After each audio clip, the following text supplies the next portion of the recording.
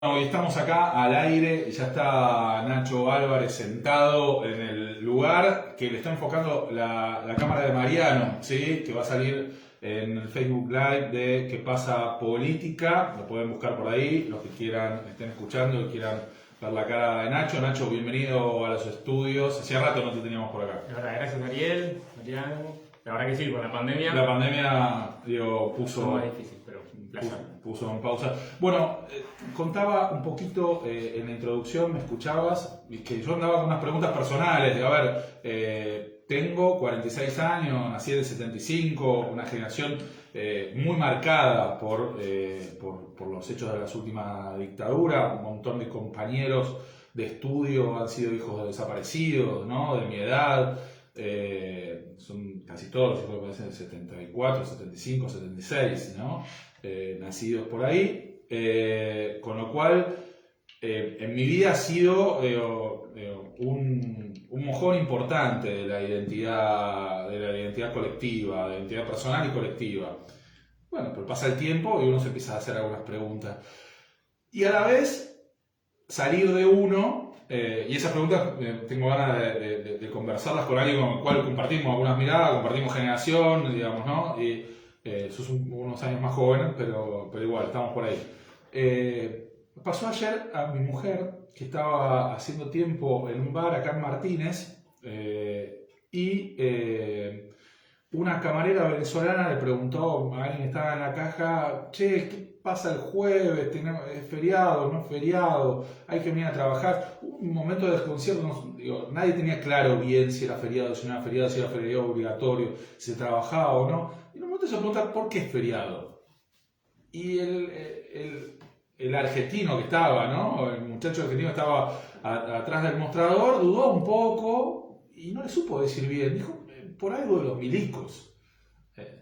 Y salió alguien de adentro de la cocina también con una cara como que lo había googleado recién, o sea, necesitó googlearlo, y le dijo con cara como de ¿con qué se come esto, no? Como el día de la memoria, verdad y justicia.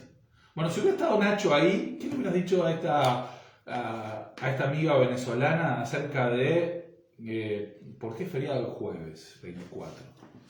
Mira, no, te voy a desilusionar y si querés cortamos acá la entrevista porque me hubiese pasado algo parecido a vos, te soy sincero, y me está pasando algo parecido a eso que contás, pero me llaman o vecinos o me mandan WhatsApp vecinos diciendo que sus hijos o familiares están haciendo una tarea para el 24 de marzo y necesitan que lo ayuden. O sea que ahí aparece otro dato. No solo aparece en el calendario de los feriados esta fecha, el 24 de marzo, que por mucho tiempo significó una reivindicación, una especie de militancia de algo que se quería ocultar, de algo que se quería negar, y ahí aparece más fuerte esa militancia que os contaba, o esa efervescencia que nos aparecía con el 24 de marzo, porque veníamos a dar testimonio de que había una historia que no se quería contar y no estaba. Y ahora nos pasa otra cosa, que es, aparece en el calendario, es un día no laborable, y los chicos en la escuela, en el colegio, hacen una tarea sobre eso, que hace 10 años o 15 no hubiese sido imaginable, ¿no? Acordémonos cuando, como varios hechos, ¿no? Pero hace 30 eran las locas de Plaza de Mayo. Sí. Entonces, hay algo de esa fecha. ¿Sabes que yo me quedé pensando cuando me contaba esta anécdota mi pareja, la importancia de la escuela en eso? Porque digo, yo no sé si esta persona sabe mucho más de San Martín que del 24, pero no se cuestiona el 17 de agosto, digamos, ¿no? Claro. Es el feriado por San Martín. Ahora, ¿pero por qué? ¿Y por qué no se cuestiona? Y porque lo naturalizó en la escuela, ¿no? Exacto, y ahí aparecen, me parece, otras dos cosas que yo venía pensando sobre la fecha. Por un lado, qué bueno que como sociedad hay un consenso de que el 24 de marzo es algo que hay que recordar, que es un día no laborable, que es un día que algo pasó, que es parte de nuestros proyectos educativos de distintas escuelas que lo incorporan. O sea que para mí eso es un triunfo de la democracia, pero por el otro le quita todo ese perfume que tiene la fecha y a veces hasta por ahí, al institucionalizarlo, le quita todo eso de potente e intenso y del horror y lo que significó también la dictadura militar. Y me parece que ahí hay dos posibilidades que hay. Por un lado está la teoría más esta de trivializar, ¿no? Trivializar el 24 de marzo, trivializar la memoria, como si fuese algo todavía me lastima, me queda esa frase de algunos sectores de Cambiemos, digamos, un partido político en democracia, diciendo el curro de los derechos humanos. Como diciendo, esto es algo que se ha convertido en una cosa para trivializarlo. Que es como la forma de negarlo, ¿no? Me parece que ahí hay algo. Recordemos que durante mucho tiempo se negó las consecuencias y los crímenes de la dictadura. Para ser claro, digamos, el Estado terrorista se lo plantea al Estado porque fue el Estado el que tiene que garantizar la justicia y los derechos de las personas, fue el que cometió los crímenes, desapareció en centros clandestinos. Esto fue a propósito, digamos, fue un plan sistemático. Eran centros clandestinos porque si lo hacían público iba a la propia opinión pública nacional, como la opinión pública internacional, iba a denunciar esta situación. Entonces fue a propósito que se hizo de manera clandestina y se cometieron los peores errores. Dentro de ellos, la apropiación de bebés. Es muy difícil que alguien pueda justificar o aceptar esos errores. Es muy difícil. Hay algún sector muy chiquito que lo puede llegar a reivindicar, pero es muy difícil que alguien te diga en la cara, nosotros estamos de acuerdo con la apropiación de bebés. Entonces, ahí hay un hecho que, como eso no se puede decir, lo que se ha hecho dos cosas. Se trivializó la fecha. Bueno, ya pasó, ¿no? Esta cosa de negarlo, es una manera de negarlo. Bueno, ya está. Basta. ¿Por qué? Y lo segundo, creo, y ahí vamos respondiendo a esta pregunta que nos hacemos, y lo segundo ha sido querer reactualizar la teoría de los dos demonios. Que es, bueno, pero por un lado estuvo muy mal, pero este lado también estuvo mal. Y ahí me parece que es justamente mezclar la cosa como para que la cosa salga embarrada y terminamos metidos en el mismo lodo, como diría el tango, ¿no? El mismo lodo. Y eso no fue así.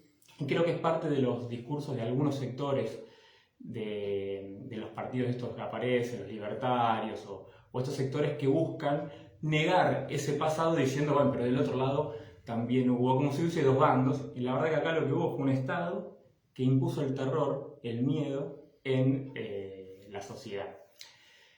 Entonces, ¿por qué marchar? Bueno, por todo esto. Bueno, ahora ahí voy.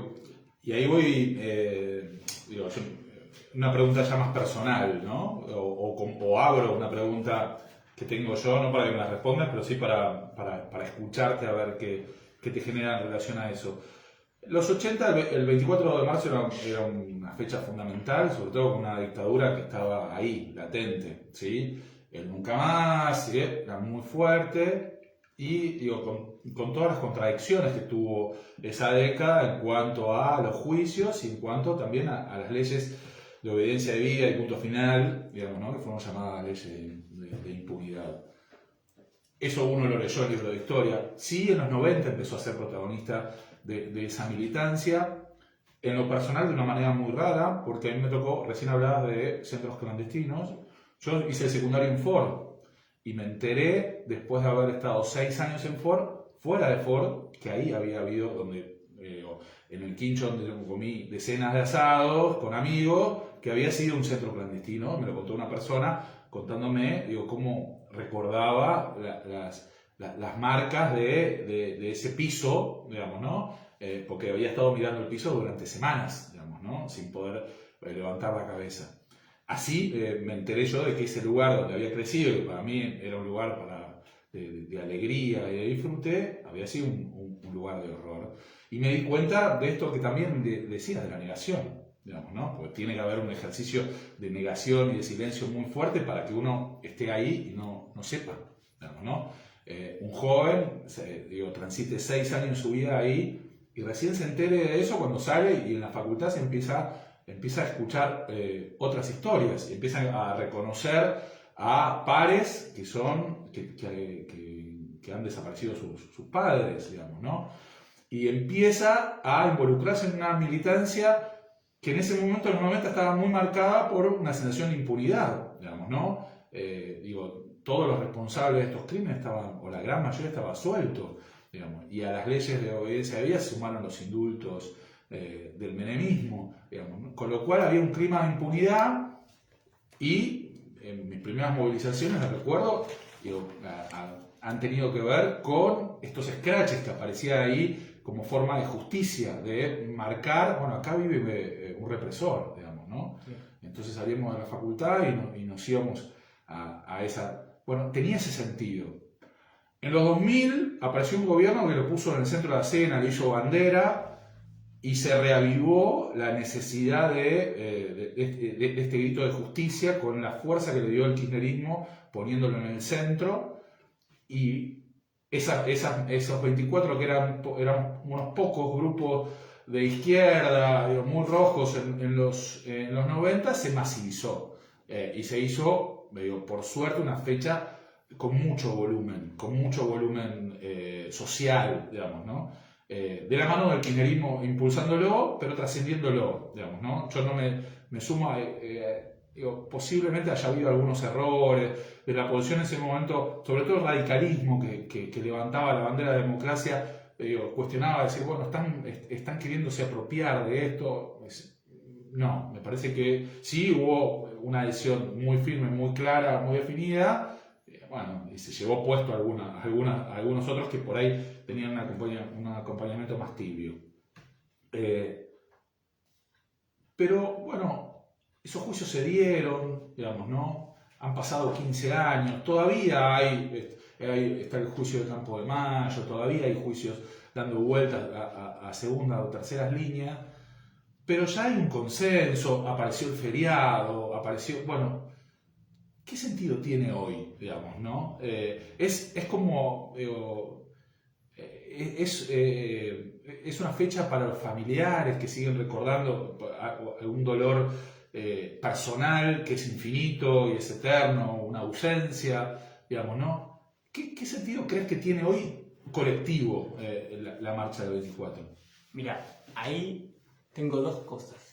Y justo cuando vos hablabas estaba googleando una frase que quería compartir porque sé que además de periodista sos filósofo y iba a agarrar un filósofo. Pero antes, esto de si tiene sentido para los familiares. Y a mí me parece que cuando vos hablabas y narrabas tu historia en relación a como en tu educación en Ford, contabas algo personal, por más de no ser un familiar de detenido desaparecido. Y creo que lo fuerte del proceso de justamente, como se ha llamado, el proceso de reorganización nacional, en realidad terrorismo Estado, es que ha impactado tan fuerte y fue tan disciplinador para el conjunto de la sociedad que a todos nos atravesó. Y yo pensaba que esa violencia, ese horror, no se pudo tapar, por más que se quiso negar. Y ahí traje el libro que veíamos ahora antes de entrar acá al estudio, de Rodolfo Walsh, que quería compartir esta anécdota que me parece que viene en el pie. Dale. Walsh lo que cuenta en su libro Operación Masacre es que él estaba jugando al ajedrez tranquilo, pero más tranquilo, disfrutando su tarde, por ahí comentando algo de fútbol, como podemos hacer cualquiera de nosotros, hasta que de repente se reproducen los tiroteos de la revolución de Valle, allá en el 55, 56, y dice, viene uno a contarle que hay un muerto que habla. Viene uno y le dice que era justamente un sobreviviente de los fusilamientos de José León Suárez. De ahí dice, no pude más volver al ajedrez, volver al juego, volver a ese espacio de ocio, y me encontré con eso y fui a investigar. Después Walsh se convierte o pasa y transita a un compromiso periodístico con los sindicatos, etc. Creo que todos tenemos en algún momento, y ahí es la pregunta que yo haría, bueno, ¿cómo te impacta a vos o a cada uno de los que nos está escuchando el 24 de marzo? Porque me parece que hay algún momento en que todos atravesamos, ya sea por familiar, conocido, vecino, un texto, una película, lo que sea, que nos atravesó. Que esa violencia que se hizo para el conjunto del pueblo, por eso fue sistemático, digamos, y fue en general, de algún momento nos tocó. Yo te cuento ese momento que lo identifico en lo personal, más allá de que mi tía se encuentra desaparecida. A los 12 años iba caminando por la calle Constitución en San Fernando y veo un cartel, una silueta, con el nombre de María Teresa Álvarez, que yo sabía leer, y digo, ¿quién puso ese cartel? De nuestra tía. Y ahí me di cuenta que no podía mirar al costado, y no es casual que posteriormente, por más que en mi casa no se hablaba del tema por el profundo dolor que generaba la desaparición a los 21 años de una de las hijas o de las hermanas, de la hermana de mi padre y mis tíos, significaba que de eso algo había que decir. Y fue justo, generacionalmente, como vos relatabas, de los 90 o en el 2000, los que empezamos a también empezar a decir de esa historia que se quería ocultar. Entonces yo creo que ahí, esta pregunta que haces es, a todos nos tocó. Podemos mirar a un costado. Walsh cuenta y dice, yo quise volver a jugar al ajedrez, no pude. Vos contabas, yo quise mirar para otro lado, pero no pude. O sea, creo que en algún punto hay una sensibilidad que nos obliga o que nos hace encontrarnos con la historia.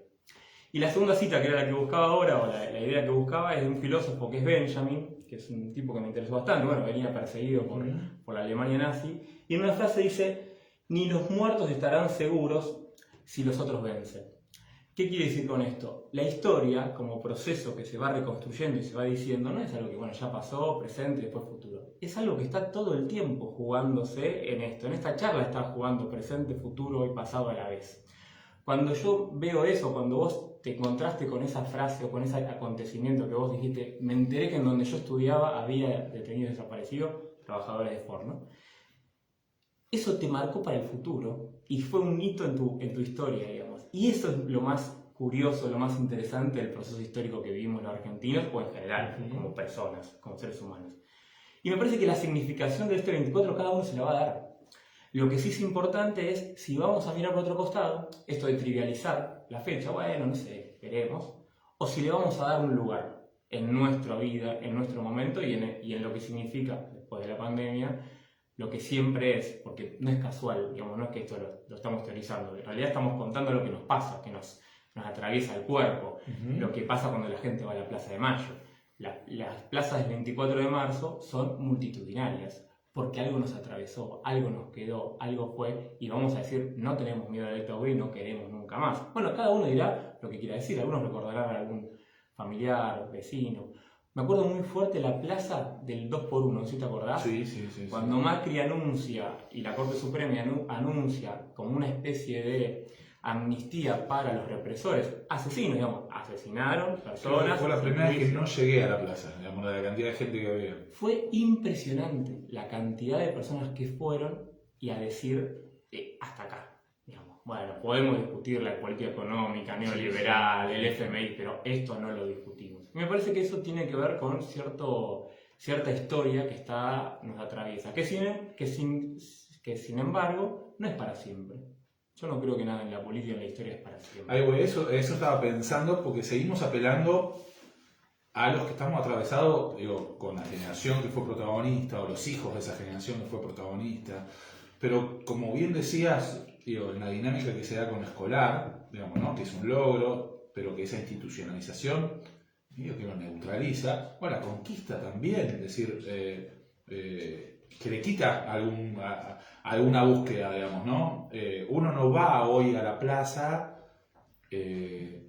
porque necesita, por lo menos con esa claridad de que se está jugando algo y que la presencia ahí define algo en la historia social y política de la Argentina, como sí nos pasaba en los 90 y en los 2000, ¿tá? Y nos pasó por última vez fuertemente ahí en esa plaza, donde se estaba discutiendo si se le aplicaba el 2x1 a los represores, digamos, ¿no? Digo, ¿está en juego algo hoy de eso? Decís, estar acá o no estar acá, más allá de una cuestión de identidad, digamos, ¿no? Yo digo, hay determinadas cosas que uno hace porque si no siente que deja de ser quien es, digamos, ¿no? Digo, y hasta cosas triviales, digamos, ir a la cancha de Boca los domingos y ya no sé digo, si vale la pena cruzar toda la zona norte, tantas horas sin tu hija. Hay que estirarlo de la cancha de Boca, está bien, me parece bien que lo... La cancha de Río ahora no podemos ir, si no hubiéramos festejado el domingo, pero bueno, esto es parte de para mí, para una generación, es parte de una identidad. Quizás no es la misma pregunta que para un pibe de 15. Sin embargo, los pibes de 15 son los que están como con efervescencia y van, y cuando se hacen las actividades en la zona norte, por ejemplo San Fernando del Silvetazo, son las que las impulsan y las llevan adelante. Me parece que hay dos cosas que juegan ahí. Una es que en algo los interpela. Y yo creo que hay muchas cosas que tienen que ver con este poder impune, este poder que quería venir a decir acá mandamos nosotros y para llevar adelante un plan económico de miseria, como decía Walsh, ¿no? La miseria planificada, hay algo que los interpela y les dice, no lo sé, digamos, habría que preguntarles más a ellos, pero yo creo que algo los moviliza a muchos de estos pibes y pibas. Tal vez porque esa historia, que también recupera los sindicatos, los militantes, aparece algo de, bueno, acá estas personas pensaron en algo y lo pusieron en práctica. Me parece que hay algo que conmueve en eso, ¿no? Que nos mueve. Después está lo que vos decís. Y sí, hay cosas que nos gustan. A mí me gusta el mate a la mañana y los 24 voy a la plaza, pero y en el sentido de que es constitutiva en relación a una cita obligada y en ese sentido de, como Walsh en lo que hablábamos antes, yo frente a esto no puedo seguir jugando al ajedrez, yo voy. Yo frente al horror que significó los 70, bueno, voy a la plaza y me manifiesto un ratito con mis hijos, con un pancarta, comiendo un chori, no yendo un rato, o sea, cada uno le encuentra la forma de estar, pero estar, ¿no? Y después creo que hay algo de la desaparición de personas que fue muy fuerte en términos como símbolo. Recordemos a Videla cuando le preguntan a ese periodista en esa legendaria entrevista en el 77 que el tipo estaba exultante, o estaban por ganar el mundial, plata dulce. Le dicen, che, ¿y lo de los desaparecidos? Y se pone nervioso y dice, no sé, es una incógnita. No están ni vivos ni muertos. Bueno, eso es un tema. Porque que no se haya podido encontrar la verdad sobre dónde están y poder, por ejemplo, duelarlos en un lugar, hay algo de ahí que nos toca la puerta todos los 24 de marzo a los familiares de la sociedad en general de, che, ¿y acá? Me parece que esa figura nos asedia, nos como que está ahí dando vuelta, es algo que no se pudo terminar de, ni hablar de los nietos que todavía estamos buscando, ¿no? O de las historias que todavía no se contaron o que hay que seguir buscando en una especie de arqueología social de decir, che, ¿qué pasó en ese ingenio? No era que se lo llevaba el, no sé, el demonio de turno de esa, no, era la patronal. Bueno, todas estas cosas están apareciendo y gracias a que se habla, gracias por el programa y en esto se habla en los espacios, más personas se animan a hablar. Como esa mesa familiar que en mi casa no se hablaba por el dolor, en otros también. Me pasa en reuniones, cuando saco este tema, sí, mi vecino fue desaparecido, sí, nos exiliamos a Mendoza, sí, fuimos a Misiones, porque atravesó el conjunto del pueblo, ¿no? El 70% de los desaparecidos son trabajadores sindicalizados. Bueno, hay un montón entonces ahí que atravesó a todos esos. Te pregunto, cerrando y agradeciéndote la visita, Nacho, por la democracia, por esta democracia. Me acuerdo que hace unos años te invité a escribir algo ¿no? y que generó mucho ruido, alguno entendió, creo que al revés, la nota, divertido, cómo se abre la polisemia, ¿no? De cuando uno suelta algo por ahí, y hasta puede interpretarse en el sentido contrario al que, no solo de distinta manera, sino contrario al que uno tuvo, la intención que uno tuvo. ¿Ves que la democracia está en peligro? ¿Qué sé yo? Yo en algún momento pensé que, durante varios años en mi vida fue certeza de que no, vamos, ¿no? Y la aparición de algunos personajes con caracteres, no voy a llamar dictador a Bolsonaro, ¿no? Pero sí con determinadas expresiones de liderazgos que me preocupan, digamos, ¿no? Por derecha y por izquierda, ¿no? Lo charlamos, Maduro, Ortega, Putin, digamos, ¿no? Por traer, Bolsonaro. ¿Está la democracia en peligro? La no respuesta que está dando la falta de respuesta a problemas sociales, sociedades que profundizan desigualdades, digamos, ¿no? Separación de la clase política del pueblo, la aparición de personajes, que casi ganan un lugar en la política conceptualizando eso como casta, digamos, ¿no? Y ganan una elección o hacen muy buena elección, quizás por haber tenido la capacidad de expresar esa sensación que estaba dando vuelta. ¿Está en peligro la democracia? Yo creo que no, voy a ser bien claro en esto, contundente que no, para que no se malinterprete como sí pasó con ese texto, pero bueno, bienvenida a la polémica, aunque no me pude explicar. Lo que sí planteaban esa vez, y hoy no lo plantearía en ese nivel, es, veníamos del golpe de Estado en Bolivia y distintas situaciones en Latinoamérica, y lo que planteaba era que el movimiento, la unidad del movimiento popular, más la experiencia de derechos humanos en la Argentina, permitían que no se piense en un quiebre institucional en la Argentina. Eso era lo que decía la nota, pero sí llamaba a reflexionar de, ojo, porque, y esta respuesta la sigo dando hoy, es, ojo, porque la democracia nunca es algo que se termina de consolidar. Siempre es un imposible, o sea, mejor dicho, una cuestión que está todo el tiempo construyéndose. Y esa construcción de eso es un poco como el 24 de marzo. es a partir de la participación y de las afirmaciones que vayamos haciendo los distintos sectores. Siempre también está amenazada. La democracia como totalidad, y es un horizonte, como diría Galeano, es un lugar a donde caminar, porque tampoco es estas instancias a veces de democracias representativas o delegativas son las que más me interesan a mí. Me gustan las democracias bien participativas, donde se van garantizando los derechos sociales. Eso es donde nosotros tendemos, como nuestra filosofía del peronismo. No las democracias solamente liberales, donde se plantean una división de poderes que muchas veces sabemos que no se construyen. Ahí voy a ser polémico de vuelta. Pero yo no veo una ruptura institucional, no la veo. Pero ves, a ver, yo a diferencia de ese momento, que hace un par de años, ¿sí? Ya 2, 3 años de aquel momento que te invité a hacer una columna, veíamos a Bolivia y veíamos a Brasil de muy lejos, por lo menos desde mi sensación.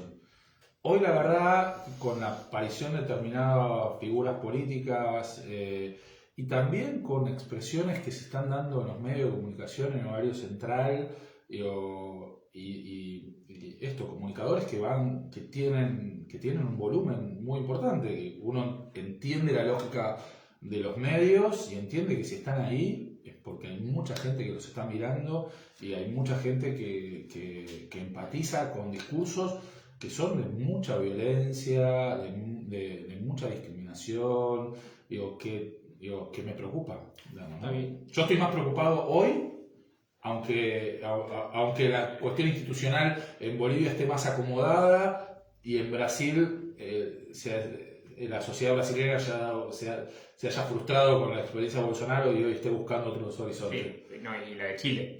Cuando hablábamos no habíamos visto esta experiencia del presidente joven que hubiese sido imposible. Bueno, yo en este momento de Argentina estoy más preocupado que hace 3 años. Me gusta y agradecemos que personas como vos ocupen un rol en el periodismo local y lleven adelante estos valores y estén preocupados por esto y lo planteen en un programa. Me parece bien. Creo, si en el momento de mayor popularidad de Cambiemos y del macrismo y de la Corte Suprema, esta Corte Suprema diciendo el 2x1, y hubo esa movilización popular, cuando se discuten grandes temas de los derechos en Argentina, hay esas movilizaciones populares, yo confío en esa especie de ADN, de esa especie de sentido común construido por los argentinos sobre nunca más y el cuidado de la democracia. Me parece que hasta distintos sectores de la política entienden que hay una regla de institucionalidad a cumplir y a respetar.